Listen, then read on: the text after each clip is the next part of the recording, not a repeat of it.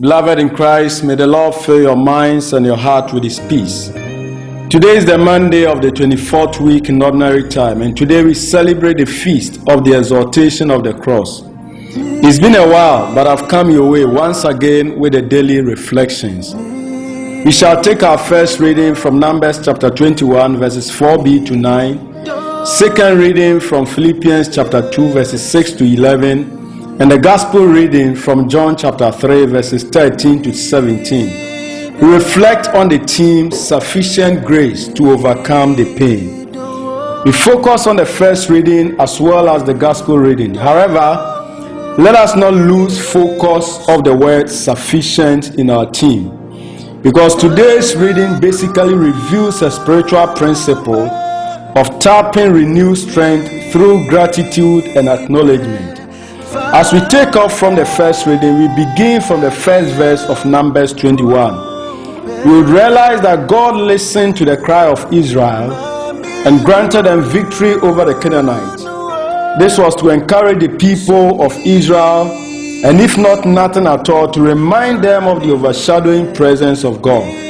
Because victory doesn't just come out of luck, considering such a mighty army as against few men who are already tired from their travels.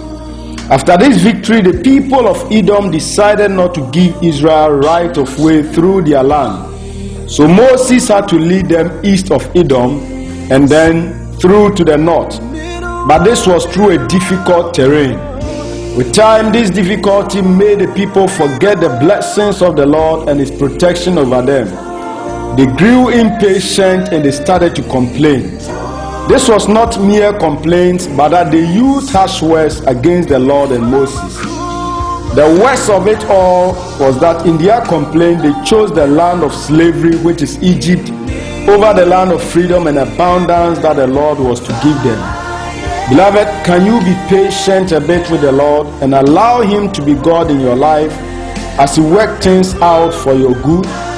His grace is always sufficient for any difficulty that comes our way. The Lord had been feeding the people of Israel for 40 years in the wilderness with manna, known by the psalmist as the food of angels.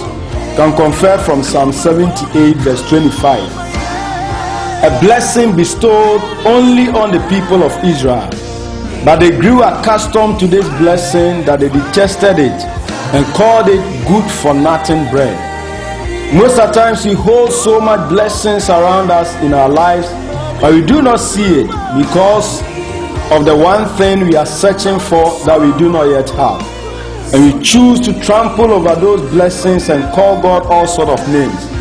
Beloved, you may be looking for money, but the Lord has already blessed you with a caring partner with whom riches will come one day. But how do we treat them? A caring sibling, a caring mother, a unique brain, an angel disguised in the name of a friend. But we discard them and at times trample over them for that one thing which wouldn't benefit us in any way. We are blessed in so many ways, but we fail to acknowledge the Lord. By rejecting God's gift of life and health, God sent them suffering and death from the earth in the form of serpents. The people acknowledge their sins and sincerely ask for pardon. But let us pay attention to how God responded. God could have made a serpent disappear. Instead, He asked Moses to mount a serpent made of brass, where each one can see, all the while with a serpent of death still around. But now he who is bitten has the chance to look up to the serpent made by Moses in order to live. God was curing them of the underlying problem of lack of faith and their impatience. So an effort is demanded. Choose to look at the brass serpent and live. Not just looking, but believing. Meaning grace is always sufficient in any difficulty we endure. The same purpose the cross said. As in the gospel reading, Jesus told Nicodemus that the Son of Man will be lifted up, as in crucifixion on the cross. But the salvation thereof is for those who look up to Him and believe. Look up in total surrender. God doesn't need part of us, but all of us. Beloved, Can you spend a moment to acknowledge the Lord for the blessings so far and to let Him remain God in your life by trusting in His plan for your life? There is sufficient grace for you in every difficulty you may be facing. All you need to do is to surrender to the Lord and to invite Him into the situation. I bring you greetings from the Franciscan Valley of Prayer in Silence, and have a spirit-filled day favored of Yahweh.